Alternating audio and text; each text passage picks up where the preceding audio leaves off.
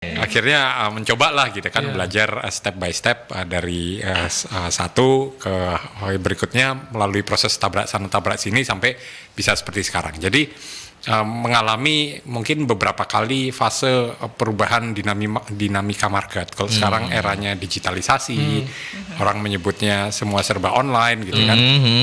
Sampai dulu saya masih istilahnya melakukan promosi itu sendiri dengan sebar brosur. Jadi saya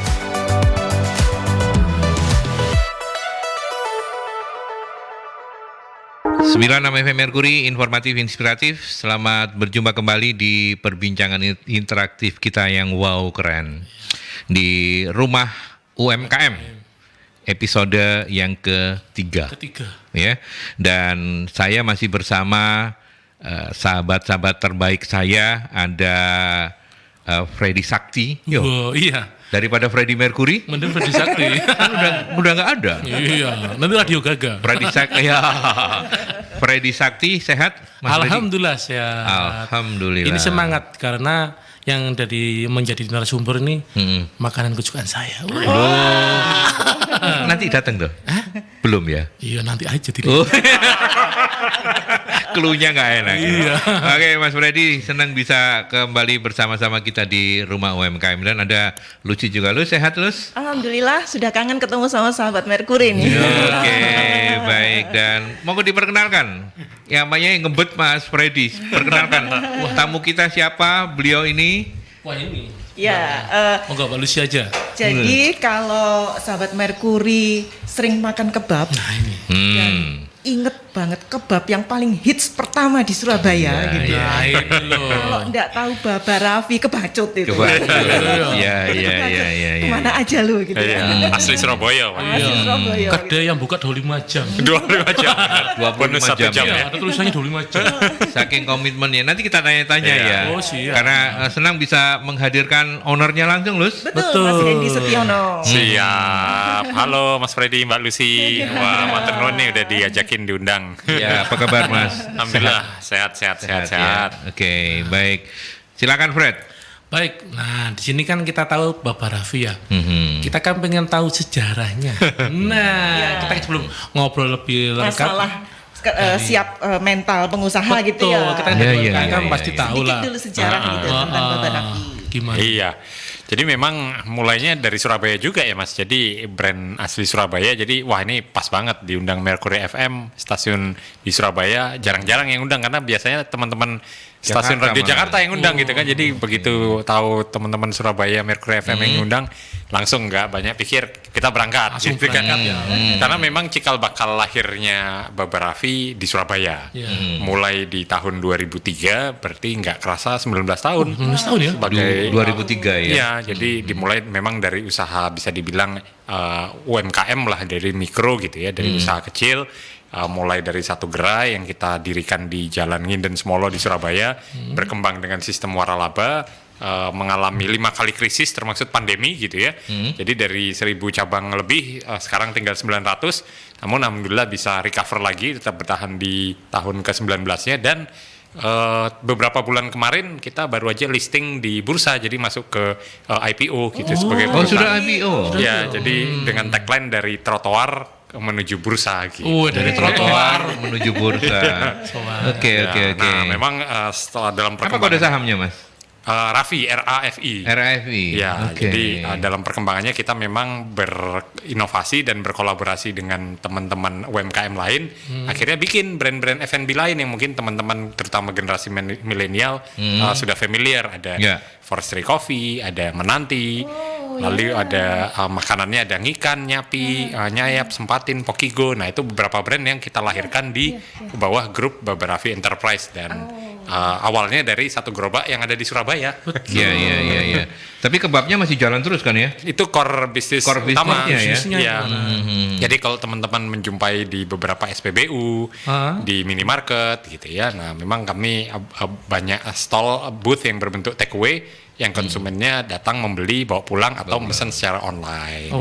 Tapi dulu mutusin mengambil, aku tak buka usaha kebab. Iya. Waktu itu kan kebab belum booming ya. Benar.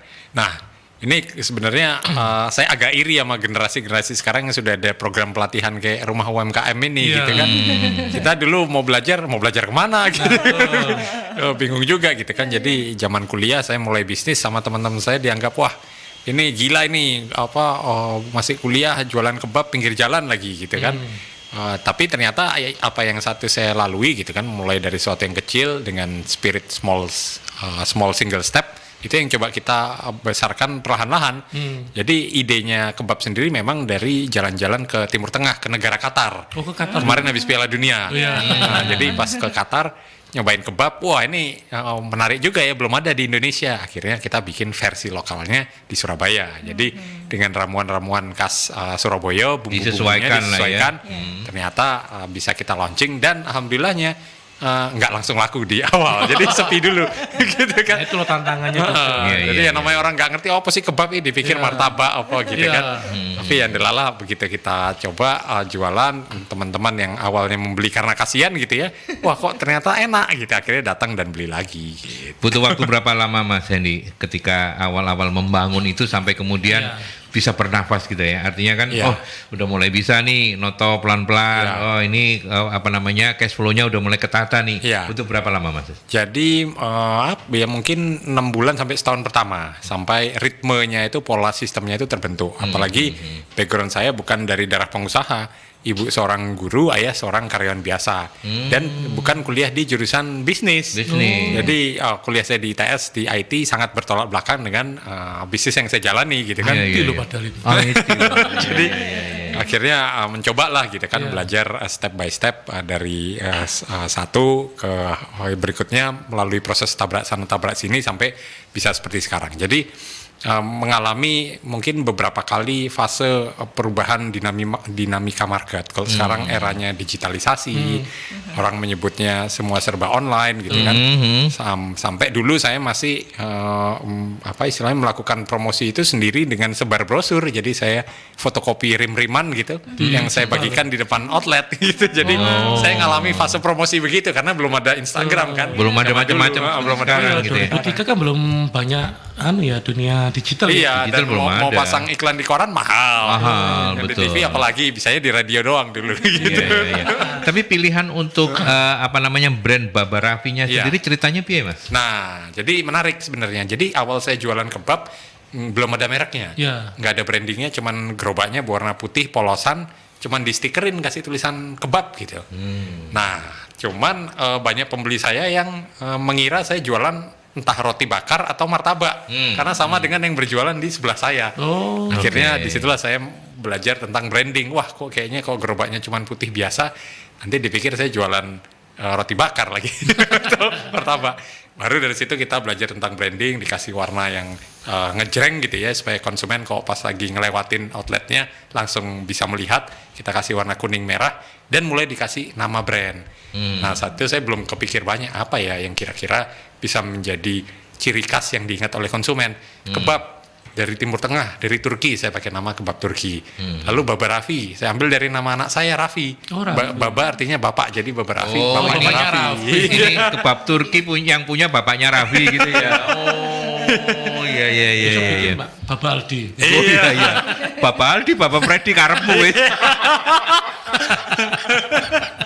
Itu iku maksudnya, bukan. Ya, oke. Jadi terus kemudian sampai sekarang ya itu ternyata Benar, nah, ternyata ngerejekeni ya, memang dari ini betul. Nah, dari satu karyawan yang awalnya masih keluar masuk juga gitu kan, kadang saya jualan sendiri. Bersyukur Mas, sekarang total ya maksudnya yang bisa dikaryakan bisa mendapatkan mata rantai istilahnya sama-sama menjaga sawah. Kami menyebutnya sawah kita bersama yang bekerja di Baba Raffi Enterprise sudah 3.000 karyawan lebih. Luar biasa loh. Ya. Membuka lapangan kerja ya. Iya. Untuk ini dari 900-an ya outlet yang Iya, sekarang ada. betul. Sekarang 900 untuk kebab saja, namun kalau seluruh grup brand yang beserta menanti Ngika Nyapi dan sebagainya 1.500 outlet yang berjalan. Tapi bersyukur itu semua karena kerja keras tim dan seluruh partner juga. Dan head office tetap di Surabaya ya Mas? Sekarang Baba Raffi Plaza di Jalan Raya Kletek. Jadi benar perbatasan Surabaya Sidoarjo. Surabaya Sidoarjo. Supaya jadi satu logistiknya, tempat supply chain-nya sama kantor pusatnya di sana. Di sana semua ya, semua Oke. dikendalikan di sana ya. Kalau yang di Nginden, Nginden akhirnya kita jadiin Baba Kitchen, jadi semua showcase semua brand kita jualan di sana. Jadi persis kayak Mercury FM tadi saya lihat masuk ke depan, wah ada coffee shopnya, Iya, betul. macam-macam kan. Nah kita bikin inspirasinya Betul. demikian, jadi nggak Tapi yang pasti kita nggak bakal bikin kebab karena kita mau kolaborasi kan. boleh dong. Tapi Bapak Raffi nggak boleh bikin radio. beberapa FM ya. Nanti Mas Aldi. Iya, Bapak Aldi FM aja. Iya, Bapak Aldi FM. Bapak No ya.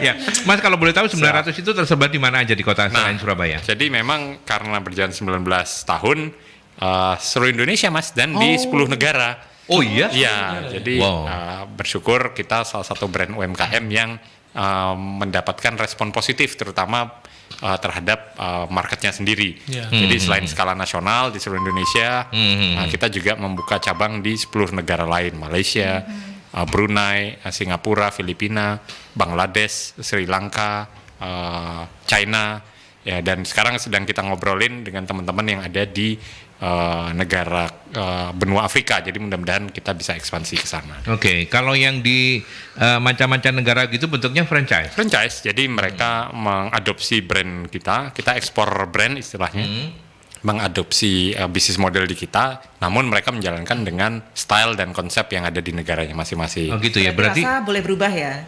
Ada penambahan, penyesuaian lah kali ya penyesuaian. kalau gitu ya. Ya, jadi kayak yang di Malaysia malah premium outletnya. Kalau di sini kita mulainya dengan booth dan stall-stall yang bisa dibilang sewa di minimarket gitu ya. Di sana benar-benar kelasnya jadi wah mewah banget gitu kan. Di beberapa negara malah diasumsikan sebagai brand apa ya istilahnya? Premium. Premium Premium. gitu kan. Jadi lumayan naik kelas. Kebab. Iya ya, tapi tetap ya kalau apa namanya menunya kebab. Iya, jadi yang menarik adalah setelah kita menjalani bisnis kebab ini, baru risetnya dari Euromonitor yang kita baca, kebab adalah fast food nomor 4 yang paling digemari di dunia. Iya benar, nomor 1-nya burger, nomor 2-nya fried chicken, nomor 3-nya roti dan pizza, nomor 4 kebab. Dan kita beruntungnya belum ada merek yang mendominasi merek dunia yang berjualan makan kebab gitu kan. Sehingga begitu kita muncul dengan 1.000 outlet lebih berjualan makan kebab, ini akhirnya Muncul ya. muncul di market bahwa wah, ini salah satu brand yang diperhitungkan skala dunia. Mewakili Surabaya dan Biasa, Indonesia. iya. Padahal mulainya dari gerobak di Surabaya. Dan kemarin Kalau istimewa. ada Kolonel Hendy gitu. Colonel Sanders. Iya iya iya. Kemarin istimewa ya diundang ke G20 Ya B20 B20 ya. benar. Jadi ya kemarin ada B20 ketemu dengan teman-teman pemimpin dari negara lain, G20 lainnya, ya kita salah satu yang berangkat ke sana. Tapi ya apa ya, pengennya ketemu Elon Musknya nggak jadi datang. Iya iya iya. Oke. Baik. Ada lagi? Kita break dulu. Iya. Lucy satu pertanyaan lagi boleh? Jangan break dulu aja. Oh, kalau Biar gitu kita penasaran. break dulu. Silakan sahabat Mercury, seperti biasa undangan untuk Anda terbuka untuk langsung ngobrol-ngobrol sama ownernya Bapak Raffi, Mas Hendy di 0315620096 atau juga melalui WhatsApp ya 08173000096.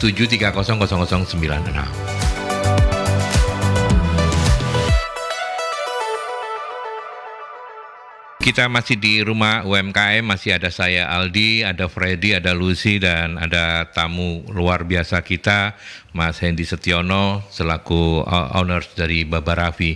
Apa tadi nama ini holdingnya Baba Baba Raffi? Raffi Enterprise. Baba Raffi Enterprise. Jadi bukan cuma kebab ya, itu udah masa lalu tapi tetap nggak akan ditinggalkan Karena core-nya yang utama. Karena core-nya yang utama di situ, begitu Kayak ya. Mercury lah. Nah, ya, kita kolaborasi lah. Oke, tadi kita sudah ngobrol-ngobrol untuk mendapatkan mendapatkan insight bagaimana kemudian seorang Hendy yang bukan anaknya pengusaha, bukan anaknya orang yang memang deket-deket dengan dunia usaha, merintis Baba Raffi kebab dengan segala ceritanya. Sekarang kita akan belajar dari beliau bagaimana kemudian menyiapkan mental, salah satu di antaranya. Benar ya, Lus? Iya, tadi Mas Hendy sempat cerita ada 5 kali masa turun gitu ya. Betul, up and down. Nah. Ngalami krisis 5 kali. Sahabat Merkuri siap nggak nih kalau jadi pengusaha? Bayangannya kalau jadi pengusaha nanti bisa punya tas, ada gambarnya, ada tulisannya H gitu. Andy. Saya punya soalnya bikin sendiri. Nah, tapi ternyata ada jalan-jalan yang harus dilewati. Iya. Bisa naik, bisa Bisa juga turun. turun. Benar, betul. Bisa minus. Betul banget. Nah, piye itu ceritanya? Apa mental yang harus disiapkan kalau mau jadi pengusaha? Iya, jadi memang apa ya? Jadi pengusaha itu serba tidak pasti gitu. Jadi serba ketidakpastian. Berbeda dengan mungkin ya keluarga saya, istri saya yang kebetulan istri saya juga dokter, dosen, tapi juga memiliki usaha. Dia cerita gitu kan, istri saya ini menceritakan kalau profesi sebagai profesional kita mendapatkan kepastian income gitu kan. Sementara kalau berprofesi sebagai pengusaha boro-boro kepastian income gitu kan. Boro-boro dapat profit yang ada bisa jadi nomboin gitu kan. Nah, memang mentalitas itulah yang kita butuhkan. Ya, pribadi saya mungkin kalau boleh sharing mengalami 5 kali krisis, termasuk yang terakhir adalah pandemi COVID-19 yang terakhir. Sehingga itu memang merubah banyak hal dalam struktur bisnis. Kalau dulu kita dengan 1.000 outlet lebih merasa nyaman, wah cukuplah konsumen bisa membeli di gerai manapun yang kita punya gitu kan, mereka tinggal datang membeli. Begitu pandemi siapa yang nyangka gitu kan, tiba-tiba ada lockdown, tidak boleh dine in dan sebagainya, dan memaksa kita agile dan berubah gitu kan. Salah satunya adalah dengan berjualan online. Jadi yang awalnya kita meremehkan berjualan online, tidak menganggap bahwa itu sebagai sebuah solusi, akhirnya begitu pandemi kita dipaksa nih berjualan online, dan 80% lebih transaksi kita dari penjualan online akhirnya. Nah, akhirnya setelah kita berhasil bertransformasi mengikuti apa yang diminati market dan bahwa kita harus berubah gitu kan, itu yang kemudian bisa menjadikan kita survive. Nah, tapi sekarang tantangannya beda nih, pandemi sudah selesai, endemi gitu kan, bahasa teman-teman influencer itu katanya resesi. Ini makhluk hidup apa lagi nih gitu. Jadi kita dituntut untuk lebih kreatif lagi, karena memang kalau dulu kita mengandalkan online, merasa nyaman dengan bisnis online, sekarang online-nya sedang turun. Itu dialami oleh semua bisnis tech, semua startup, dan bahkan impact-nya ke kita yang berbisnis makanan yang mengandalkan platform online juga terasa. Nah, mau nggak mau akhirnya kita merubah lagi konsep, balik ke offline, balik ke dine-in. Nah, PR-nya ini kita harus mengangkat kembali apa yang disukai market. Nah, untuk itu memang mindset tersebut yang dibutuhkan sebagai seorang entrepreneur, karena prinsip kami strategi bertahan yang paling tepat adalah dengan menyerang gitu. Jadi nyobain cara-cara baru, inovasi baru, kreativitas baru, launching produk-produk baru, yang mudah-mudahan itu bisa membuat momentum berikutnya. Gitu, Mbak Lucy. Secara tradisi menurut Mas Hendy, masyarakat di Indonesia ini memang basicnya memang bukan pengusaha ya, kecuali beberapa yang seperti misalnya orang Padang gitu. atau gimana? Bener. Nah, memang ya kita kita terbiasa di kultur, mungkin kalau saya lihat zaman koloni dulu kita biasa dijajah gitu kan, dipekerjakan oleh mentalnya inlander berarti ya. Inlander yang terbiasa menerima instruksi dan pekerjaan gitu kan, yang mungkin itu terbawa. Termaksud ke ya background keluarga saya yang mereka basicnya adalah pekerja yang sukses gitu kan, profesional yang sukses. Namun saya mencoba untuk ya sebagai generasi milenial nyoba sesuatu yang beda nih, dan muncullah ide untuk berbisnis sendiri. Salah satunya yang paling mudah, paling banyak diminati market dan menjadi kebutuhan dasar manusia, bisnis kuliner. Jadi mulai dari bisnis makanan, mulai dari bisnis kebab itu sendiri. Tapi fenomenanya sekarang Mbak Lucy, teman-teman anak-anak Gen Z dan milenial ini, kalau ditanyain mereka cita-citanya mau jadi apa, mayoritas justru sekarang menjawab pengen jadi entrepreneur. Karena menganggap entrepreneur itu adalah menjadi entrepreneur itu keren, dan menjadi entrepreneur adalah lifestyle. Tinggal know-how-nya yang memang nanti perlu didalami, perlu diisi. Itu sebabnya bisa ikut kelas rumah UMKM gitu kan. Supaya apa? Supaya ini yang nanti bisa membina mereka supaya bisa naik kelas. Nah, gini Mas Hendy, kan kita kan banyak ya di masyarakat itu merubah mindset dari seorang employer kemudian menjadi seorang entrepreneur. Ya tadi yang dibilang memang ya kalau kita biasanya employer tiap bulan pasti jagain ada gaji kan ya. Nah sekarang kalau jadi wirausaha, nah pasti otomatis ya kalau kamu nggak ibaratnya wong Jawa kan nggak ubah nggak mamah. Nah, itu gimana Mas Hendy? Ya sebenarnya apa ya, kalau saya juga mendukung sebenarnya teman-teman yang memiliki mindset wirausaha. Tapi di sisi lain sebenarnya profesi apapun mulia. Artinya mau sebagai profesional gitu kan, sebagai dosen, sebagai dokter gitu kan, apapun yang kita jalani selama kita memang passionate dan menyukai apa yang kita kerjakan, itu pasti membawa hasil yang baik juga dan nggak seperti bekerja gitu kan. Nah kebetulan hobi dan passion saya adalah di bidang kuliner. Itu sebabnya saya udah deh jalanin bisnisnya makanan aja gitu kan. Paling nggak hobi incip-incip, doyan nyobain menu baru. Kalau menunya yang saya jual nggak laku, udahlah saya makan sendiri aja gitu. Ya. Jadi bagi-bagiin gitu kan. Pertanyaan yang bukan pertanyaan tapi pernyataan barangkali. Pernyataan yang paling gampang dari kita itu, oh iya, Bapak Raffi wis gede enak ngomongnya gitu ya.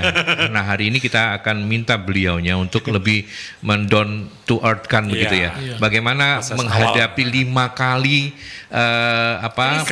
krisis itu kan bukan artinya bukan persoalan yang gampang ya Mas Hendi ya. Betul. Karena kalau nggak betul-betul jiwanya entrepreneur itu pasti mutung. Iya. Buka pertama nggak laku, besok nggak jualan. Ya kan tadi kan pertama. Gitu kan, Ya. Nah ini sudah pernah gede kena krisis, gede lagi krisis 5 kali. 5 kali. Ya. Gimana itu Mas Hendi? Saya menonton atau melihat sebuah quote yang mengatakan seorang pengusaha miliarder kalau bangkrut dia membutuhkan waktu yang tidak lama untuk jadi miliarder lagi.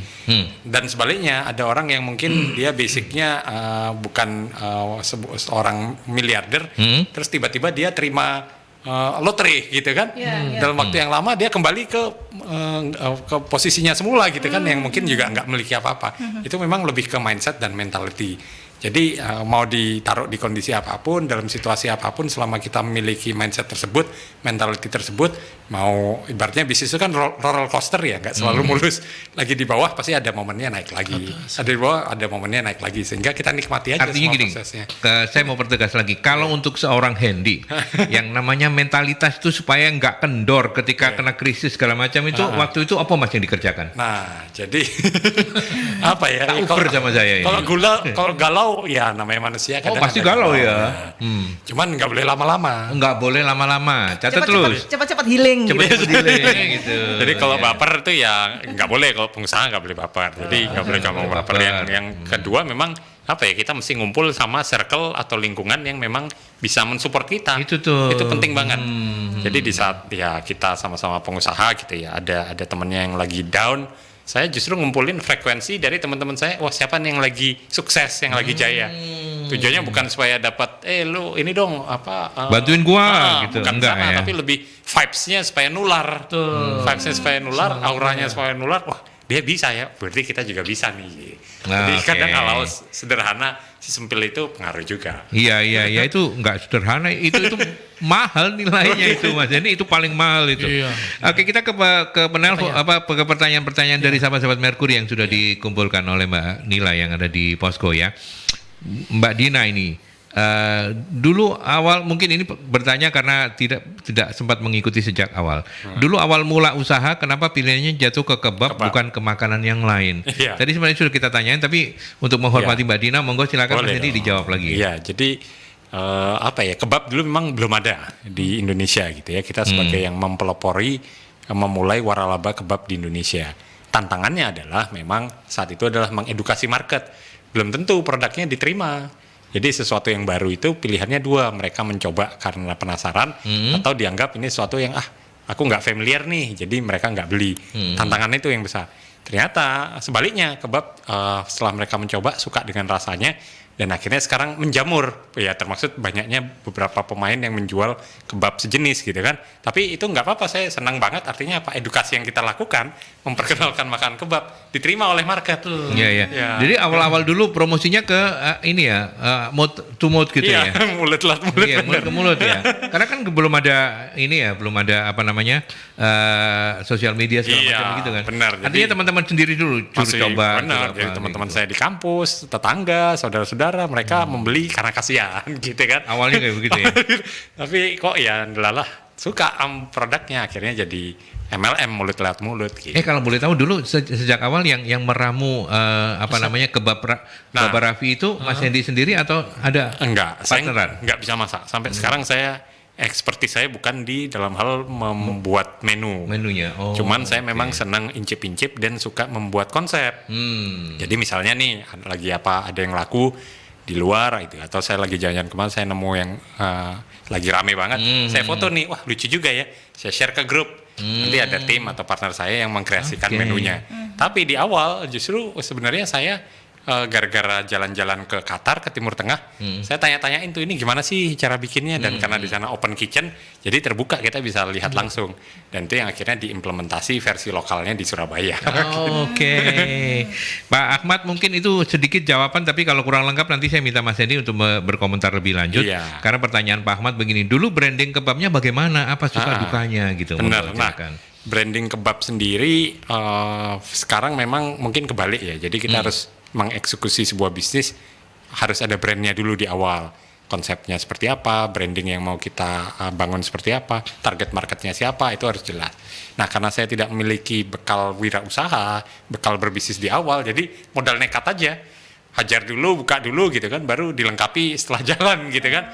Jadi awal tadi saya cerita nggak ada mereknya, cuman gerobaknya dikasih stiker tulisan kebab. Yang lama-lama saya menyadari supaya tampil beda, ada diferensiasi, mulailah di branding, dikasih merek, dikasih nama, dan akhirnya yang menurut saya paling pas pakai merek kebab Turki Baba Raffi, biar dipikirnya merek dari luar. Dari luar, iya. Ada nama babanya tadi. Iya, betul. Tapi kalau bicara soal permodalan, kalau ini bukan rahasia, boleh disebutin nggak atau boleh diceritain nggak awal-awal dulu pinjam orang tua atau memang Mas Hendy punya tabungan sendiri atau gimana Mas waktu itu? Saya penganut filosofi bootstrapping, jadi mulai dari kecil-kecil, perlahan-lahan baru kita kembangin gitu. Jadi saya mulai dari modal 4 juta rupiah. Bikin satu gerobak pertama. Jadi buat membangun gerobak pertama saya sama peralatannya sama equipmentnya, booth pertama saya itu modalnya 4 juta rupiah sampai jalan. Yang kemudian keuntungannya nggak saya ambil dulu, saya kumpulkan buat bikin gerobak kedua. Saya kumpulin lagi buat bikin gerobak ketiga. Jadi saya ingat di umur saya yang 19 tahun sudah punya 6 outlet, 6 gerobak jualan kebab gitu kan. Iya. Step by step. Tapi sekarang memang semakin variatif. Ada yang bisa menggandeng venture capital, private equity kayak Kopi Kenangan yang sukses gitu kan. Ada yang kemudian berkembang dengan waralaba atau franchise, sehingga dengan cara-cara tersebut memudahkan kita buat berkembang. Cuman saya meyakini kita mulai dari kecil-kecil aja lah, kecil-kecil lama-lama jadi bukit kan. Lama-lama jadi bukit, iya. Dan menariknya juga untuk sahabat-sahabat Mercury ya, mungkin kalau Anda udah merasa terlambat, putra-putri Anda karena memulai usaha ketika usianya masih muda itu kan, kalau ada untungnya nggak kepake untuk kebutuhan-kebutuhan jadi tanggungan gitu kan, belum ada tanggungan-tanggungan, masuk ke modal gitu. Satu pertanyaan lagi sebelum kita break ke iklan. Saya pilih Pak Andi. Pak Andi, terima kasih sudah mampir di perbincangan ini. Sebagai pengusaha sukses, apa tips yang bisa dibagikan kepada teman-teman yang akan memulai berusaha dalam mencari lokasi usaha? Iya. Nah, sekarang agak berbeda ya trennya ya. Kalau teman-teman ngamati beberapa waktu terakhir ada brand franchise dari China yang jualan ice cream yang tiba-tiba booming. Logonya ada badutnya warna merah. Lucu itu. Iya, badutnya lucu. Kayak Mas Freddy. Kenapa saya yang genggonya nggak laku? Jadi dia pemburu ruko kosong katanya gitu kan. Tapi sebenarnya ada rumusnya juga. Jadi mencari lokasi memang benar kita dekat. Kalau saya sih pribadi dekatkan sama daerah pemukiman penduduk. 2, dekatkan dengan area kampus atau sekolah. 3, ya cari yang harga sewanya sesuai dengan budget kita, dan kalau bisa sewanya bulanan. Karena bisnis saya berbentuk booth atau stall bisa dibilang lebih mudah. Saya tinggal cari aja mana nih minimarket yang rame gitu kan. Udah deh, terus kita ajuin dengan bayar sewa bulanan gitu. Dan itu bagus diikuti oleh teman-teman UMKM pemula yang baru mulai dengan modal kecil. Mulai dari booth dulu, gerobak kecil dulu, sewa tempat di minimarket, bayarnya bulanan. Gitu. Itu masih berlaku sampai hari ini ya Mas? Masih. Pola-pola seperti itu masih boleh kita punya ratusan lokasi, ratusan titik yang seperti itu. Bahkan di SPBU, akhir kita masuk di Shell juga, masuk di Kimia Farma. Jadi lokasi-lokasi tersebut memang kita ajak gandeng kerjasama supaya kita bisa menyewa lahannya. Gitu. Oke, baik. Teman-teman kita break dulu ya. Siap. Nanti kita lanjutkan kembali dan terima kasih sahabat Mercury Anda yang sudah bergabung. Masih ada satu sesi untuk Anda yang lain yang ingin sharing, monggo di WhatsApp boleh di 081 73000096 atau by phone juga boleh di 031562 0096.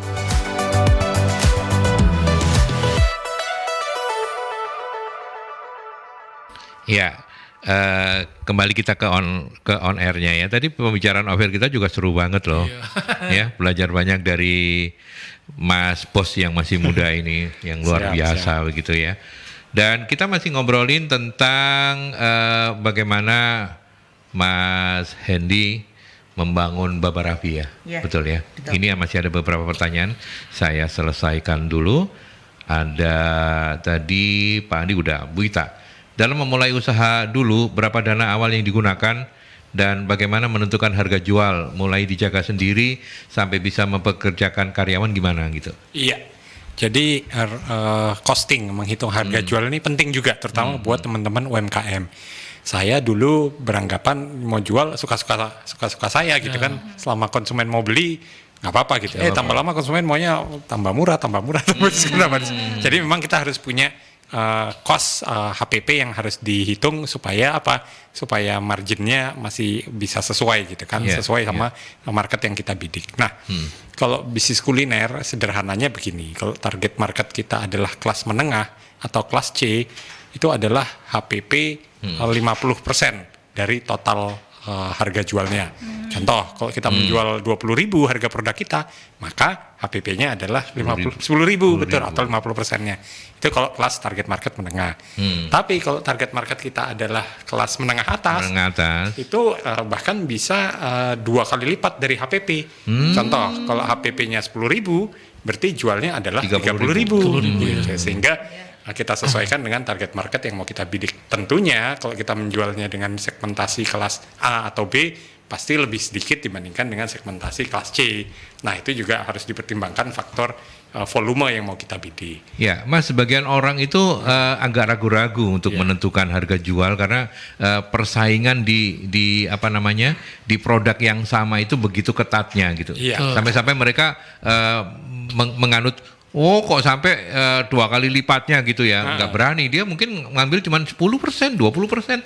Nah, itu gimana? Tipsnya apa untuk mereka yang tidak pede ini? Apakah memang harus, ya memang produkmu harus berkualitas, oh ya produkmu memang harus mempunyai diversifikasi atau gimana? Mas? Nah, karena selain HPP produk, kita juga harus mengeluarkan biaya-biaya operasional lain. Nah, ini yang juga kadang miss diperhitungkan oleh teman-teman pelaku UMKM. Jangan lupa kita harus bayar misalnya gaji karyawan, atau kalaupun kita sendiri yang kerja atau kita yang jaga, ya kita juga harus dihargai menggaji diri sendiri. Itu harus dimasukkan komponen itu. Terus biaya sewa tempat gitu kan, sewanya bayarnya bulanan kok apa ini. Nah, itu tetap harus dimasukkan dalam komponennya. Lalu yang terakhir biaya operasional lain-lain, mungkin kecil sepele gitu ya, kayak biaya pengiriman, bensin, biaya operasional, bayar listrik, tapi itu juga harus dimasukkan dalam komponen. Banyak yang miss di sini, apalagi terakhir karena sudah serba online, ada biaya fee agregator online. Nah, ini beda lagi. Jadi banyak yang menganggapnya itu kan nanti dibayar konsumen dan sebagainya. Nah, kecil-kecil tapi lumayan. Sehingga kalau kita tidak cermat menghitung HPP, kadang bisa ininya di situ. Nah, saya sendiri pun juga semua belajar learning by doing. Jadi dalam proses belajar inilah yang saya bagikan ke teman-teman Mercury FM. Ya. Nah, ini kalau misalnya melanjutkan Bu Ita tadi, kalau ketika awal berjualan dulu mulainya dijaga sendiri atau gimana sampai kemudian bisa mempekerjakan karyawan? Jadi dulu karyanya satu orang. Cuman kalau karyawannya sakit atau nggak masuk, jaga sendiri. Atau karyawannya keluar, saya jaga sendiri. Jadi sambil kuliah di ITS. Besok UAS gitu. Nah, itu dilemanya. Jadi pengusaha mahasiswa itu zaman dulu pilih mana ya, bisnis atau kuliah gitu. Tapi yang menarik tadi loh, kan katanya nggak bisa masak. Kalau pegawainya nggak masuk, tetap masak. Ya mau nggak mau akhirnya mau maksa diri. Iya benar. Luar biasa, berarti pinter juga pastinya sekarang gitu kan. Nah, itu. Oke, kemudian ada ini Mbak Anissa Irawati. Saran dong Mas Hendy, memulai usaha itu harus yang seperti apa? Karena kita yang kerja ini untuk mulai usaha angan-angannya banyak sekali. Mau usaha kuliner, fashion dan lain-lain, milihnya harus gimana ya katanya gitu. Jadi mungkin ini tips buat teman-teman yang sudah memiliki profesi atau aktivitas lain, entah itu sebagai pekerja atau mungkin sudah memiliki bisnis lain gitu kan, terus kemudian mau mulai sesuatu usaha yang baru. Untuk itu sebenarnya pilihannya paling sederhananya kalau kita mau nggak mau mulai dari nol, kita bisa mengambil bisnis franchise. Mengambil bisnis franchise sebagai solusi untuk kita bisa punya bisnis tanpa mulai dari nol. Sudah ada brandingnya, sudah ada sistemnya, sudah ada SOP-nya, sudah ada supply bahan bakunya. Tinggal kita cari yang sesuai dengan apa yang kita sukai sama modal yang kita punya. Jadi franchise yang di harga di bawah 50 juta banyak, yang di bawah 100 juta banyak, yang sampai miliaran juga ada. Nah itu kita sesuaikan, kira-kira kita mau mulai bisnis yang modalnya berapa. Dan franchise sekarang juga semakin beragam. Ada yang franchise autopilot atau ibaratnya kita tinggal invest terus dikelola sama brand manajemennya. Ada franchise yang kita kelola sendiri atau reguler. Nah, kita tinggal atur nih waktu kita sibuk atau enggak. Kalau kita sibuk masih bekerja tapi pengen punya bisnis, ambil franchise yang autopilot aja. Tapi kalau kita merasa kelonggaran waktu kita cukup besar, cukup banyak, ya kita bisa ngelola sendiri. Kalau misalnya tetap harus memilih gitu, Mas Hendy merekomend yang mana? Apakah memang kita ngambil franchise saja atau memang membangun bisnis sendiri kayak Babarafi? Dua-duanya bisa. Dua-duanya bisa. Dua-duanya adalah tergantung sama karakter dari si person tersebut.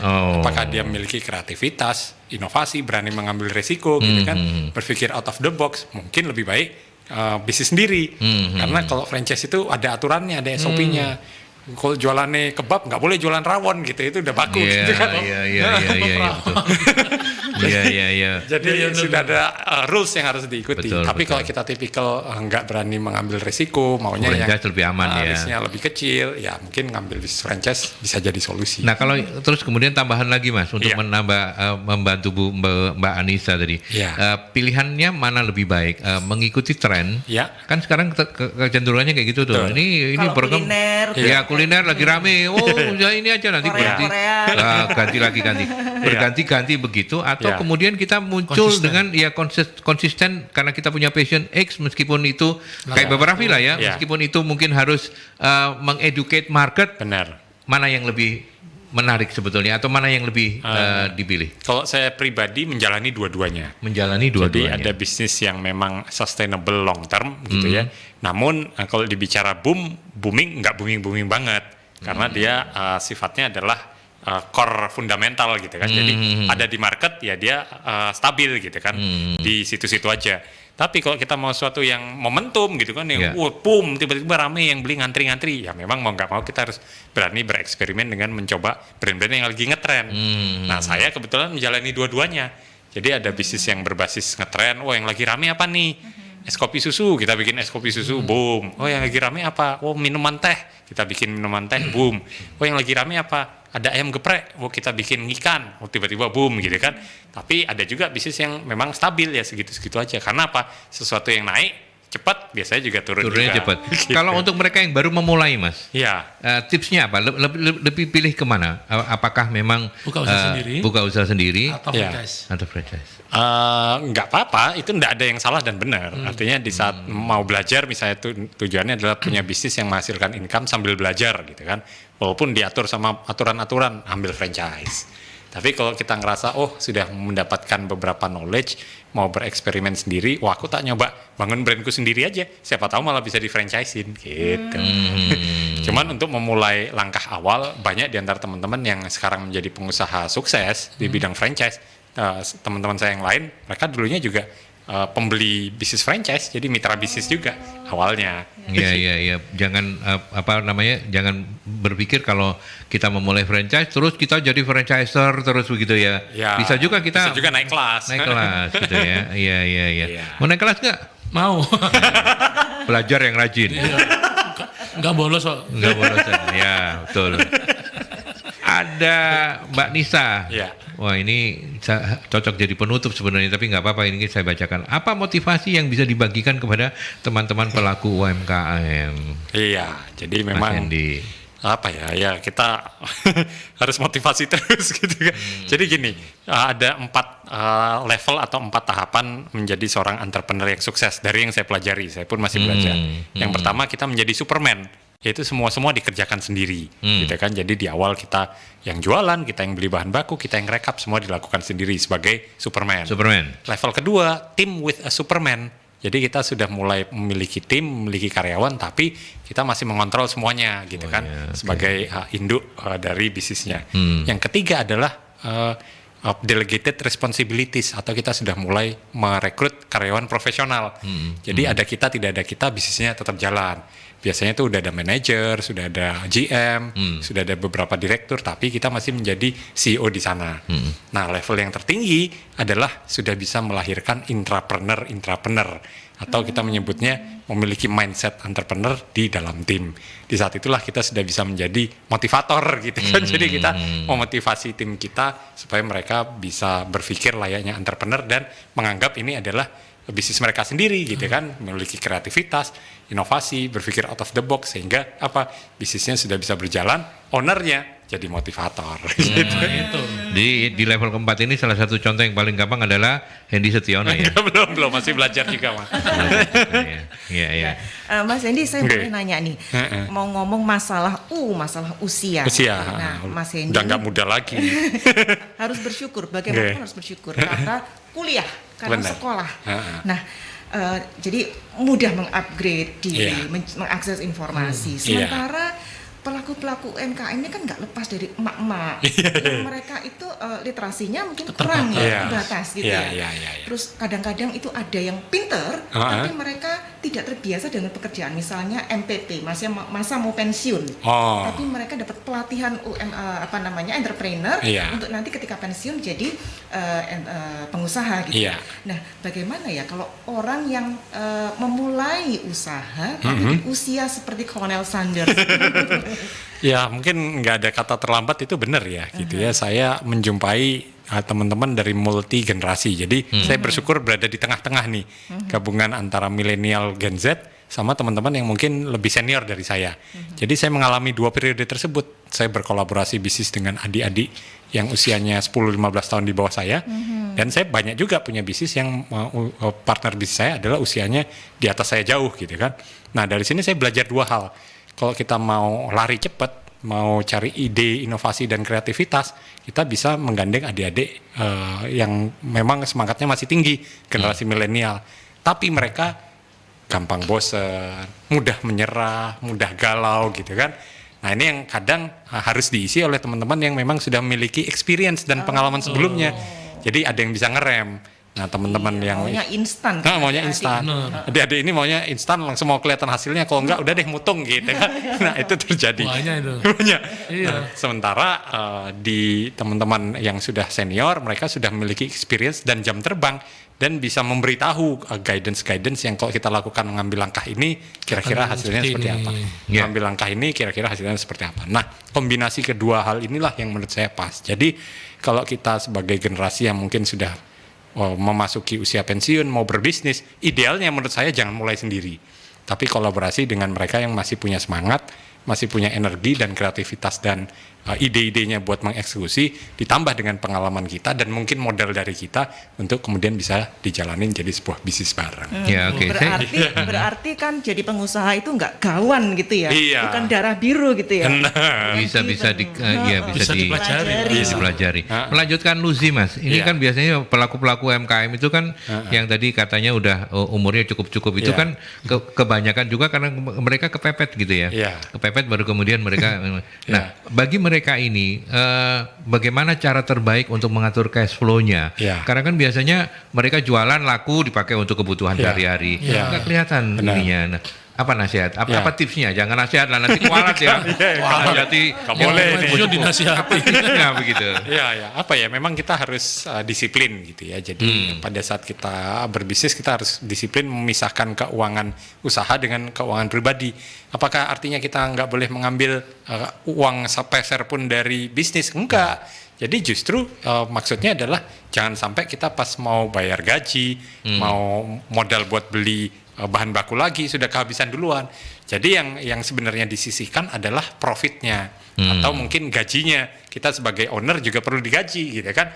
Nah dari mana? Dari perputaran hasil bisnisnya, sehingga modalnya nggak serta-merta menganggap omset atau pemasukan adalah langsung income gitu kan, langsung masuk kantong. Tapi bagaimana kita secara disiplin punya pencatatan, menyadari bahwa pembukuan itu penting, sehingga kita tahu keluar masuknya berapa, labanya berapa, sehingga sebagian dari laba tersebut bisa kita gunakan buat kebutuhan sehari-hari. Nah, saya dulu juga belajarnya dari situ, Mas Aldi. Jadi saya sempat keliru juga menganggap omset yang saya capai adalah profit saya gitu kan. Tiba-tiba wah banyak ya gitu kan. Dan untuk Anda sahabat-sahabat Mercury, kalau Anda pelaku UMKM dimanapun level Anda, hari ini kita sudah mentahbiskan beliau ini menjadi salah satu mentornya Rumah UMKM. Jadi kalau nanti kita kalau Anda memang punya keinginan untuk ngobrol sama beliau, tinggal ngomong Lucy aja, biar Lucy yang ngerit waktunya. Nanti janjian di mana, beliau pasti akan dengan senang hati. Karena waktu kita yang 1 jam ini kan nggak cukup untuk ada hal-hal yang lebih teknis segala macam. Tapi Mas Hendy, kalau sahabat-sahabat Mercury pengen tahu lebih banyak Baba Raffi Enterprise, itu alamat ininya bisa dihubungi mana? Saya dengan mudah bisa diakses melalui kalau sosial media di Instagram ada @hendistiono sesuai nama saya. Di Facebook juga ada Hendistiono. Atau teman-teman yang berkesempatan mampir ke Baba Raffi Plaza di Jalan Raya Kletek nomor 88, dengan senang hati kita bisa ngobrol, diskusi santai tentang bisnis. Atau mungkin mampir ke usaha istri saya, Ayola. Jadi istri saya pemilik Ayola, jadi bisa sekalian ngobrol-ngobrol sambil makan-makan di sana. Yang terakhir ini kok enak ya? Ayo, iya ada, merah ada. Yang di benar kan ini? Coba diulangi Mas. Ayola. Ojo diulangi, nanti semua ikut repot dong Mas. Tadi kan ajaan Ayola. Kita aja lah. Tapi Mas, yang terakhir ini barangkali masih terbuka ya untuk menjadi franchiser. Iya, artinya memang spirit kita adalah gotong royong, sharing is caring ya. Tentu kita pengen lebih banyak lagi mencetak lapangan kerja dan pengusaha-pengusaha baru.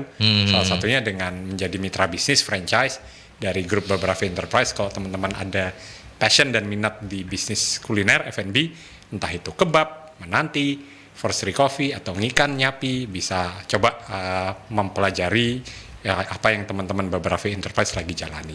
Oke, dan untuk itu cukup DM-nya ke Instagram ya? Boleh. Semuanya pasti akan direspon ya? Iya, atau masuk ke IG-nya masing-masing, ada link tree-nya, tinggal klik di sana. Oke. Ya, saya mau nanya, tapi nggak enak, syarat-syarat yang harus dipenuhi untuk jadi franchise-nya? Apa ya, nggak ada sih, lokasi dicariin, karyawan dicariin, gitu ya. Tinggal kemauan aja, investasi, modal pun ya ada yang kerjasama sama perbankan juga. Jadi tinggal kemauan aja, keinginan buat mulai bisnis. Kalau untuk yang bikin booth paling rendah berapa? Yang paling kecil 75 juta. Sekarang kita ada brand namanya Pokigo, itu Korean tteokbokki, modalnya 35 juta, udah bisa jalan, paling kecil. Sampai dengan yang tipe booth resto yang 200-250 juta. Jadi banyak pilihan yang disesuaikan sama apa istilahnya keinginan dan modal yang dimiliki dari masing-masing mitra bisnis. Oh, berarti autopilot semua itu? Ada autopilot, ada yang reguler. Oh, ada yang reguler.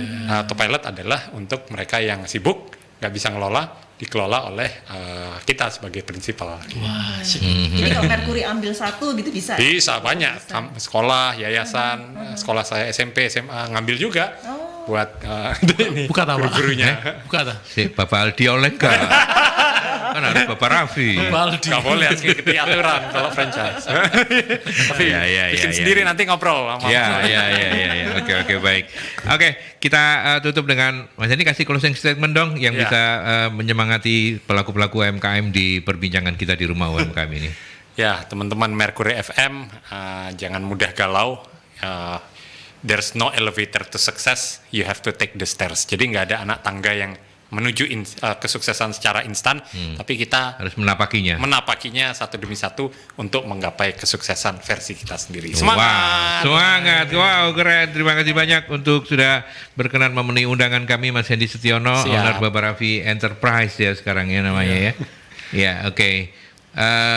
Silakan seperti biasa, siap, Mas Freddy, apa yang ingin disampaikan dari diskusi kita dengan anak muda yang luar biasa ini? Yang saya tangkap di sini adalah satu, tidak ada kata terlambat dan carilah circle yang positif. Nah itu. Carilah circle yang positif ya. Ya. Dan Anda sudah benar bergaul dengan saya begitu ya? Insya Allah. Kok gitu jawabannya? Lucy sekarang, Lucy mungkin lebih benar. Ini memang agak bandel ini. Jadi usia berapapun Anda, nggak usah khawatir. Meskipun misalnya Anda merasa bahwa Anda mau pensiun atau masih di bangku kuliah pun, kalau mau berbisnis aja. Apalagi saat ini akses informasi banyak di kiri kanan kita, di genggaman kita. Itu sih. Saya yang tangkap tadi begitu. Betul banget. Luar biasa. Jadi lulus ya mereka berdua ya 1 jam kuliah kelasnya ada mentor. Kuliah dari mentor Hendy Setiono. Mas Hendy sekali lagi terima kasih banyak. Sehat-sehat terus, semangat ya Mas ya. Terima kasih Mercury FM. Terima kasih semua. Oke, Lucy, Freddy, kita ketemu minggu depan. Ya, oke. Sahabat Mercury, sampai di sini perbincangan di Rumah UMKM. Saya Aldi mewakili teman-teman mohon pamit. Sampai jumpa dalam perbincangan Rumah UMKM selanjutnya.